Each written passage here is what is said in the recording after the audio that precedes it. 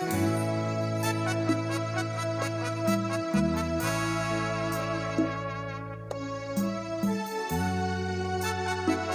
ลงนี้ถือว่าเป็นเพลงประจำแขวงเนาะเพลงนี้เนาะ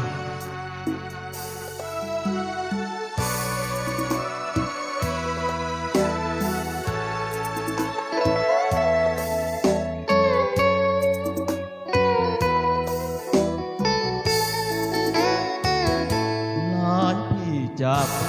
คิดฮอดบ่หายน้องสาวจูสัน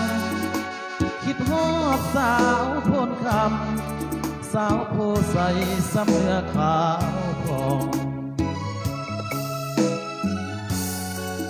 ไม่วอนอยู่บ้านพันใสไม่ตีบ้านนาทองจองนาทองสาวงามแก้มบองคงสุขสมปองทุกคนบ่นาคิดฮอดแก้วตายังถามข่าวมาบ่แม่นทะเลอยากขอมานั่งแง่สาวสีแพงไม่ขอน้องลาใส่เดสาวบ้านมีสุขอย่าให้อายทุกซอกหานาเวียงนัดกันเถื่อหน้าจะมาเยี่ยมยามแวะกินข้าวงานบ้านนาลิวสองเหลี่ยมฝั่งน้ำซ้ำเห็นสาวลงอาบน้ำใต้ฟ้าสีขาวยามบ่ายจนทรงลุยข้ามน้ำซ้ำน้องยังบิดน้ำใส่อาย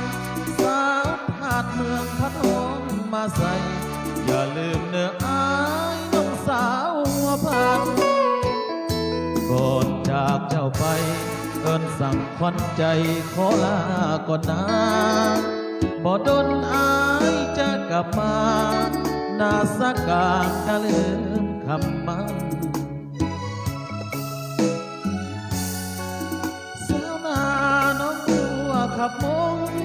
อายส่งอายคืนนั้นถึงแม้หลายปีพ้นผ่านสำเนียงน้องยังบ่ลืม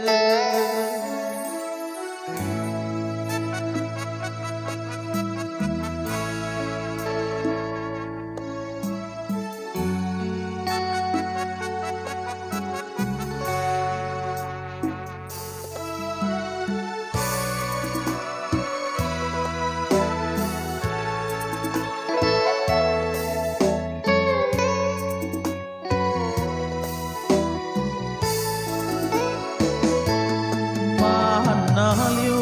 อยู่สองเหลี่ยมฝั่งน้ำซ้ำเห็นสาวลงอาบน้ำใต้ฟ้าสีขาวยามบ่ายจนทรงลุยข้ามน้ำซ้ำน้องยังบิดน้ำใส่อายสาวหาดเมืองพัดหงมาใส่อย่าลืมเนื้ออายน้องสาวหัวพันก่อนจากเจ้าไปเอิ้นสั่งขวัญใจ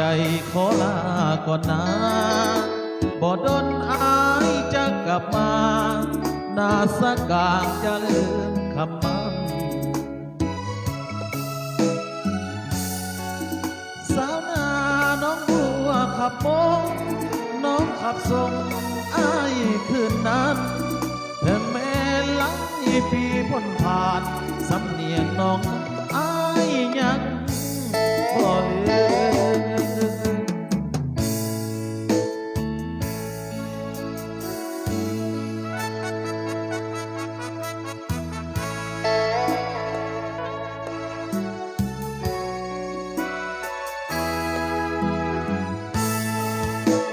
ประชาสัมพันธ์ถึงนักห้องมาห้องเปลี่ยนเลยเด้อ